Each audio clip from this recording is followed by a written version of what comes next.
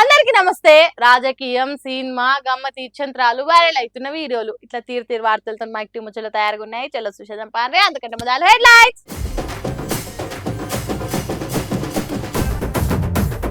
కలుసుకున్నారు కేటీఆర్ బండి సంజయ్, ఇచ్చుకురు అలై బల్లై. అల్లకల్లోలం చేస్తున్నాయి వానలు, బతుకు కోసం జనాల తిప్పలు. నడుస్తుందట యూరియా దందా, రైతులు చేస్తురట బ్లాక్ దందా. అరే రే, ఈ సప్పట్లు కొట్టుకుంటా పైసలు అడిగేటోళ్ళతో పరిశాన్ ఉన్నది కదా. పండుగనే లేదు, పబ్బం లేదు, ఇల్లు లేదు, వాకిల్ లేదు, కూసున్నా నిల్సున్నా పైసలు ఇచ్చి తీరాలంటారు. బస్సులు, ట్రైన్లు, కార్లు ఆఖరికి నడిచిపోతున్నా ఏడిడ్స పెట్టారు. ఇంట్లో పెళ్ళైనా, కొత్త దుకాణం తెరిచినా చుట్టాల కంటే ముందు వచ్చి వాళ్తారు. అదే నువ్వు ట్రాన్స్జెండర్లు గణేష్ పండుగ నాడాలు ఏం చేసిండ్రో నేను చెప్తే కాదు కానీ మీరే చూడుండ్రి.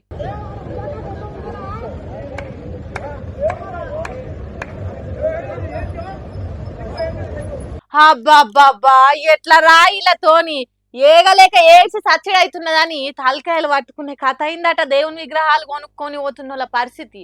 పోతున్న ట్రాక్టర్లకు ఎట్లు ఊరుకొచ్చి అడ్డం తిరుగుతున్నారో చూడండి. మీరు అర్జెంటుగా పోవాల్సి వచ్చినా, చాలా దూరం పోవాలని దూసుకపోయినా మేము అడ్డం తిరిగినామంటే ట్రాక్టర్ ఆగాల్సిందే అన్నట్టు చేసిండ్రు. వినాయకుని విగ్రహాలు ఉన్న ట్రాక్టర్లను ఇంచు మందం కూడా గడ్లనిస్తలేరు. అగ చూడండి, డ్రైవర్ అన్న నెత్తి పట్టుకుంటాండు వీళ్ళతోనేగలేక.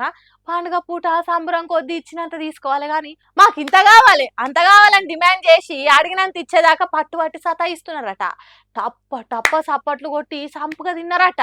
అరే పూజ చేసుకోవాలి మమ్మల్ని ఓని అమ్మ అంటే ఏ గదంతా మాకు తెలియదు, పైసలు ఇచ్చి గదులమని వార్నింగ్ ఇస్తున్నారు. నల్గొండ జిల్లా దేవరకొండ పట్టణం డిండి రోడ్డు మీద జరిగింది ఇజ్రాల దందా. గణేష్ విగ్రహాలు తీసుకుపోయే ఏ బండి కనబడ్డా ఏం బట్టి పడ్డారట. అయినా రేవంత్ అన్న సర్కార్లా ట్రాన్స్జెండర్లకు కొలువులు ఇస్తున్నారు కదా, ఇంకా ముచ్చట ఇళ్ళకి తెలియదా? లేకుంటే తెలిసినాక ఇట్లా పైసలు అడుగుడే అల్కటి పనని జనాన్ని సతాయిస్తున్నారో మనకు తెలియదు కానీ పైసల కోసం జనాన్ని పీల్చి పిప్పి చేస్తున్నారు అంటుర్రు వీళ్ళతో నేగలేక ఆగమైన వాళ్ళు. అబ్బబ్బా, ఏడ చూసినా నీళ్ళే. ఆకాశంలో నుంచి గారుతున్న వర్షం ఆగుతలేదు, భూమి మీద వస్తున్న వరద ఆగుతలేదు. అన్న పానీయాల కోసం ప్రజలు కండ్లు కాయలు చేసుకొని చూస్తున్నారు. ముసలి ముతక చిన్న పెద్ద అందరూ చేత పట్టుకొని బిక్కుమని కాలమెల్ల తీస్తున్నారు వరదల జనము. పబ్లిక్ గింతగానం తిప్పలు పడుతుంటే సర్కార్ మాత్రం సచ్చిన పాము తిరిగా చేస్తున్నదట. సీఎం రేవంత్ రెడ్డికి కాలు బయట పెట్టేతానికి ధైర్యం వస్తలేదట. వరదలు వచ్చిన ఏరియాను చూసేతానికి వాతావరణం మంచిగా లేదని హెలికాప్టర్ ఎక్కనన్నాడట. అధికారంలో ఉన్న సీఎం గట్లుంటే ప్రతిపక్షంలో ఉన్న వాళ్ళు చూడుండ్రి ఎట్లా తిరుగుతున్నారో.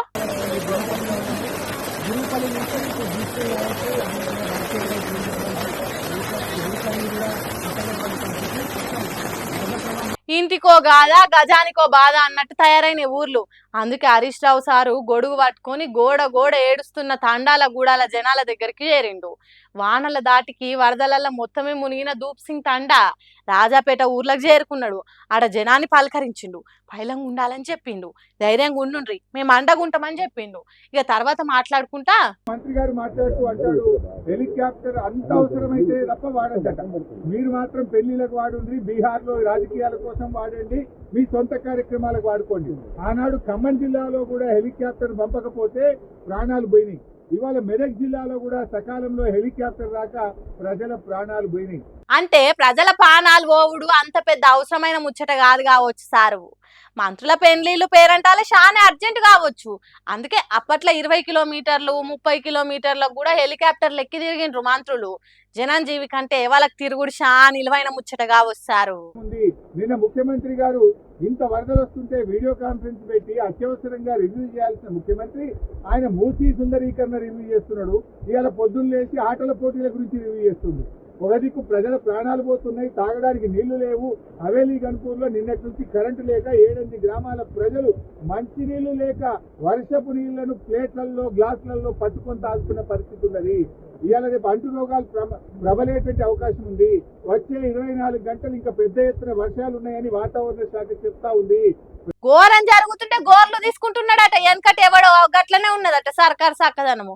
ప్రమాదం పగబట్టినట్టు చేస్తుంటే ఆటల పోటీల మీద రివ్యూలు చేసుడేంది. అడవి గాలిపోతున్నది రాజాము అంటే గుట్టెక్కి చూద్దాం గురువయ్య అన్నాడట. అచ్చం అట్లనే ఉన్నది సీఎం ముచ్చట. ప్రభుత్వం ఇప్పటికైనా మేల్కొని అత్యవసర చర్యలు చేపట్టి ప్రజలను కాపాడుకోవాలి. ప్రజలకు త్రాగునీరు అందించండి, ప్రజలకు అవసరమైన ఆహార పొట్లాలను పంపించండి, హెలికాప్టర్లను అందుబాటులో పెట్టండి. ఎందుకంటే బాగా తడిచి ఉన్నది, ఇప్పటికే నీటి ప్రవాహం ఉంది. ఇంకా వర్షం ఏమన్నా కొద్దిపాటి వర్షం ఎక్కువ పడ్డా కూడా మరి చెరువులు కానీ తెగేటువంటి ప్రమాదం ఉంటది కనుక అన్ని జాగ్రత్తలు ప్రభుత్వం తీసుకోవాలని చెప్పి కోరుతా ఉన్నాం. ఏదైతే ఎంత కోరినా ఏం లాభం సారు, సర్కారు చెద్దరు కప్పుకొని మొద్దు నిద్రపోతున్నది, వడ్లు బాగులో పోతుంది, గడ్డి గంగల కలిస్తే మాకేంది అన్నట్టు చేస్తుంది. ఇక హరీష్ రావు సారు ఊర్ల పొంటి తిరిగి జనానికి ధైర్యం చెప్తుంటే BRS working president KTR Gambhiraopet Mallareddypet bridge మీద నుంచి అప్పర్ మానేరు వరదను చూసిండు. సర్కారు ఏం పెట్టే వరద సాయం చేయాలని డిమాండ్ చేసిండు. పరిస్థితి ఎట్లా ఉంది అంటే రోమ్ నగరం తగలబడుతుంటే ఆ చక్రవర్తి ఎవరో ఒక ఆయన నీరో చక్రవర్తిని ఫిడేలు వాయించుకుంటూ కూర్చున్నాడట. అట్లా రాష్ట్రం వరదల్లో ఉంటే మూసీ సుందరీకరణ ముఖ్యమా, లేకపోతే రాష్ట్రానికి ఒలింపిక్స్ అనే డిస్కషన్ ముఖ్యమా, లేకపోతే ప్రస్తుతం పంట నష్టం ఎంత జరిగింది, ఆస్తి నష్టం ఎంత జరిగింది, ప్రాణ నష్టం ఎంత జరిగింది, ఎంతమంది విపత్తుల్లో ఉన్నారు ఇది చూసుడు ముఖ్యమా? ఏ పని ముఖ్యమో తెలిసిన ముఖ్యమంత్రి అయితే మా పరిస్థితి గిట్ల ఉండేదైనా సారు అన్నట్టు చూసిండ్రట అక్కడ ఉన్న జనాలు. మరి ఆ వానలు ఎప్పుడు ఆగుతాయో, జనాల వరద కష్టాలు ఎప్పుడు తీరుతాయో చూడాలి.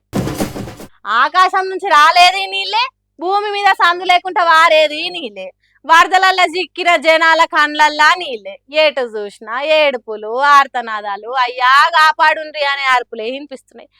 ఏ కారణం చేత గింతగానం వానలు పడ్డాయో, ప్రకృతి ఎందుకు కోపం వచ్చిందో గాని రెక్కలు తగిన పక్షి తీరుగాయిండ్రు జనాలు. యోగి అమ్మ కడుపు కోత చూడుండ్రి ఎట్లున్నదో.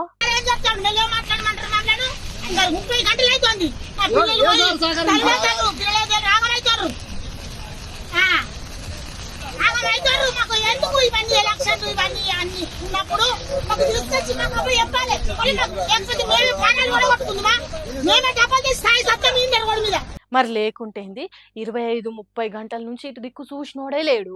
కుండపోత వానకు వచ్చిన వరదలలో ఎక్కిన నా కొడుకును ఎప్పుడు తీసుకొస్తారు?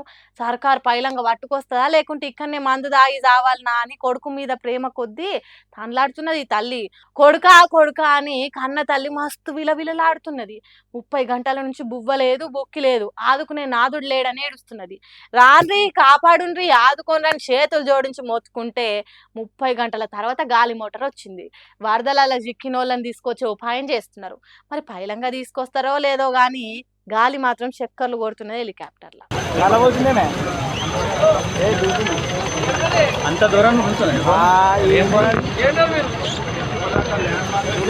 సముద్రంలో ముంచినట్టు, జపాన్ దేశంలో సునామీ అలలు తాడి చెట్టు ఎత్తు నుంచి వచ్చినట్టు ఒక్కసారి నీళ్ళు వచ్చి మీద పడ్డాయట. చాలా మంది ఆగమైనరు. పానలతో బయటపడ్డ జనాలకు తాగేతానికి నీళ్లు లేవట. 2 రోజుల నుంచి తిండి లేక ఆకలితోనే ఆల్మటిస్తున్నారట. ఏడ చూసిన వరద నీళ్లు బురద మేటలే ఉన్నాయట. సర్కారు మాకేమన్నా వంపుతుంది కావచ్చని ఆకాశం దిక్కు చూస్తున్నారట ఆహార పొట్లాల కోసము. కరెంటు లేదు, ఎటన్నా పోదామంటే రోడ్లు తెగిపోయినాయి. రాత్రి అయితే సిమ్మున చీకట్ల ఎట్లా కాలం వెళ్ళదీయాలనో తెలియకుంటున్నదట. మాకేదన్నా సర్కారు సాయం చేస్తుంది అనుకుంటే తడి సప్పుడు లేదట. ఈ వానలు ఎప్పుడు ఆగుతాయో, వరదలు ఎప్పుడు తగ్గుతాయో, సర్కారు సాయం ఎప్పుడు వేస్తుందో తెలియక ఆగమవుతున్నారట జనాలు. మరి ఈ సర్కారుతో ఎట్లయితుందేమో పోన్రి. రాజకీయాలు అన్నప్పుడు లీడర్లు పొట్టు పొట్టు తిట్టుకుంటారు కానీ ఒకళ్ళు ఇంకోళ్ళకి ఎదురైతే అవన్నీ మర్చిపోతారు. ఇగో గీడ చూడండి, మాజీ మంత్రి కేటీఆర్ తాజా కేంద్ర మంత్రి బండి సంజయ్లు ఎదురుగా ఆంగనే ఎట్లా మాట్లాడుకున్నారో.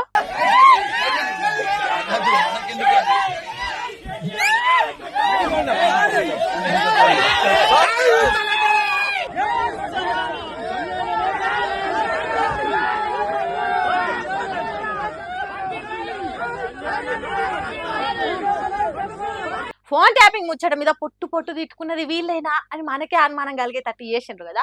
చేతిలో చేసి చెవులలో గుసగుసలు చెప్పుకొని ఒకళ్ళకొగలు దండాలు పెట్టుకొని భుజాలు తరుచుకొని మస్తు మంచి దోస్తులు చాలా రోజుల తర్వాత ఎదురైతే ఎట్లా వాళ్ళకరించుకుంటారో అట్లా అలాయి బలాయి తీసుకున్నారు. కేటీఆర్ ను భార్య పిల్లలతోని గుడికి వచ్చి ప్రమాణం చేయమని చెప్పిన బండి సంజయేనా ఇట్లా మాట్లాడేది? ఫోన్ ట్యాపింగ్ కేసులో అడ్డగోలు అబద్ధాలు చెప్తున్నాడని బండి సంజయ్ మీద పరువు నష్టం కేసు వేసిన కేటీఆర్ అయినా ఇట్లా కలుసుకున్నదని జనం పరిచయం అయ్యేటట్టు కలిసిండ్రు. వీళ్ళు ఇట్లా కలిసిండ్రో లేదో కార్యకర్తలకు ఉత్సాహం ఆగలేదు కావచ్చు. జేజేల మీద జేజేలు కొట్టిండ్రు. దాంట్లో బండి సంజయ్ అభిమానులు బీజేపీ కార్యకర్తల గురించి చెప్పవశం కాదు పోన్రి, ఒక్కొక్కరు శంగ ఎగిరినంత పని చేసిండ్రు. కాబట్టి పబ్లిక్ మైకు దొరికితే తిట్టుకునే లీడర్లు చూసిన మనము రెచ్చిపోవద్దు, వాళ్ళు మంచిగానే ఉంటారు అనేది గిది చూసి అయినా తెలుసుకోండి. మా పార్టీ లీడర్ చూడండి ఎంత కష్టపడుతున్నాడు, మా నాయకుడు చూడండి ప్రజల కోసం ఎంత తపన పడుతున్నాడో అని లీడర్లు వరదలలో తిరిగిన వీడియోలు షేరింగ్లు చేసాడు కాదు. ప్రమాదం వచ్చినప్పుడు ప్రజలను కాపాడాలి అని రంగంలోకి దిగే ఆఫీసర్ల వీడియోలు షేర్ చేయండి. వాళ్ళు చెప్పే జాగ్రత్తలు ఆపదలు ఉన్నోళ్ళకి చేరేటట్టు చేయండి. సర్కారు చేస్తున్న సాయం ఏంటిది, ప్రజలు ఎటువంటి జాగ్రత్తలు తీసుకోవాలి, వాళ్ళు చెప్పే మాటలను ప్రచారం చేయండి. ఉప్పొంగే వరదలల్లో వాళ్ళ భార్య పిల్లల గురించి ఆలోచన చేయకుండా సామాన్య జనం కోసం దండలాడుతున్న గొప్పతనానికి సెల్యూట్ చేయండి. ఏడ ప్రమాదం ఉన్నదో ఏం చేస్తే పైలంగా ఉంటామో చెప్పే మాటలను వాట్సాప్ గ్రూప్లకు పంపుండ్రి. రిగార్డింగ్ నేషనల్ హైవే 44 మనకి బైపాస్ రోడ్ కామారెడ్డి బైపాస్ దగ్గర రోడ్ డ్యామేజ్ అయింది. ఇటువైపు హైదరాబాద్ మొత్తంగా డ్యామేజ్ అయిపోయింది. సో దాన్ని రిస్టోరేషన్ పరిస్థితి ఇప్పుడు లేదు. సో అదర్ సైడ్లో కూడా 2 లేన్స్లో ఒక లేను డ్యామేజ్ అయింది. So only out of 4 lanes ఇప్పుడు ఒక లేన్లో మాత్రమే ట్రాఫిక్ వస్తూ ఉన్నది. సో ఈ ట్రాఫిక్ రెగ్యులర్ ట్రాఫిక్ని హ్యాండిల్ చేయలేదు. ఆల్రెడీ బ్రిడ్జ్ కూడా కొంచెం వీక్గా ఉంది. దీనికి సంబంధించి నేషనల్ హైవే అధికారులు దాని రిపేర్ మరమ్మతు చేసే పనిలో ఉంటారు. ప్రజలకు రిక్వెస్ట్ చేస్తూ ఉన్నాము, వాళ్ళు ఆల్టర్నేట్ రూట్ మేడ్చల్ దగ్గర నుంచి వాళ్ళు రూట్ డైవర్ట్ చేసుకుని కరీంనగర్ మీదుగా ఆర్మూర్కి స్టార్ట్ అయితే వాళ్ళ టైం కూడా సేవ్ అవుతుంది అండ్ ఇక్కడ రిస్క్ ఫ్యాక్టర్ కూడా తగ్గుతూ ఉంది. ఇగో గిసొంటి విలువైన సమాచారం చెప్తారు.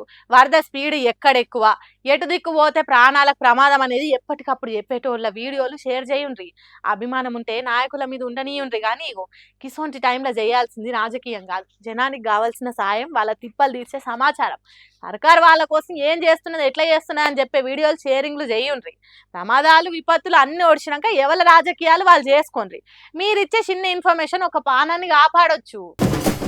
ఎండ వాన చలి పగలు రాత్రి తేడా లేకుండా ఆ యూరియా కోసం రైతన్నలు తిప్పలు పడుతున్నారు. చెప్పులు ఆధార్ కార్డులు షెత్తిర్లు లైన్లలో పెట్టి యూరియా కోసం పడరాని పాటలు పాడుతున్నారు. ఆ కరువుకు కారణం చాలా మంది చాలా తీర్లు చెప్పిండ్రు. వాళ్ళందరిది ఒక ఎత్తు అయితే ఈ యొగ్గి కాంగ్రెస్ ఎమ్మెల్యే చెప్పే కారణం ఇంకో ఎత్తు అన్నట్టు చెప్తున్నాడు. అదేందో తన బంగారు నోటి నుంచే ఇనుండ్రి.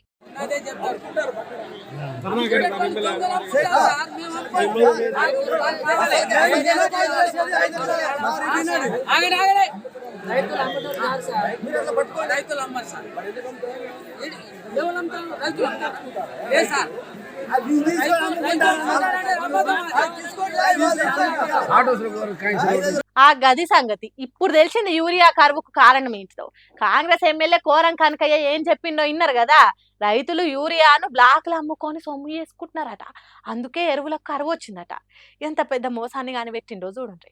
అంటే ఎర్రబడుతున్న పంటను పచ్చబడేదానికి యూరియా దొరకదో తెలియని బస్తాల కోసము లైన్లలో నిలబడి సొమ్మసిల్లి కింద పడి నిద్రాహారాలు మర్చి సెంటర్ల కాడ వాడుకునేది యూరియాని తీసుకొని బ్లాక్లు అమ్ముకునే దానికన్నమాట. చూడండి రైతులు ఎంత మోసం చేస్తున్నారో. బ్లాక్లు అమ్ముకొని కోట్లు సంపాదించుకునే కుట్ర ఇది. ఆ కుతంత్రాన్ని కాంగ్రెస్ ఎమ్మెల్యే కోరం కనకయ్య కానీ పెట్టిండు కాబట్టి మోసం బయటపడ్డది. లేకుంటే లక్షల కోట్ల నష్టం జరిగే దేశానికి కాంగ్రెస్ పార్టీ సరిపోను యూరియా తెప్పియనందుకు కాదు, సెంటర్ సర్కార్ సప్లై చేయనందుకు ఎరువుల కరువు వచ్చింది. రైతులు బ్లాక్లు అమ్ముకున్నందుకే. అట్లా ఎమ్మెల్యే సాబ్ అన్నాడో లేదు, రైతులంతా గయ్యున లేచిండ్రు గద్దల తీరుగా. మమ్మలను దొంగలను చేసినట్టు మాట్లాడతామని పొట్టు తిట్టిండ్రు. మరి లేకుంటేంది, యూరియా తెప్పించే శాత కాదు కానీ ఉల్టా రైతుల మీదే బద్నాం వేస్తావా అని ఎమ్మెల్యే సాబ్ను సొంత పాటోళ్ళు కూడా తిడుతున్నారట. చూసి రానులా నేను పట్టుకొచ్చిన ముచ్చట్లు ఎట్లున్నాయి, ఇంకెన్ని ముచ్చట్లతో మళ్ళా కలుద్దాం. అప్పటిదాకా చూస్తూనే ఉండరు మైక్ టీ ముచ్చట్లు.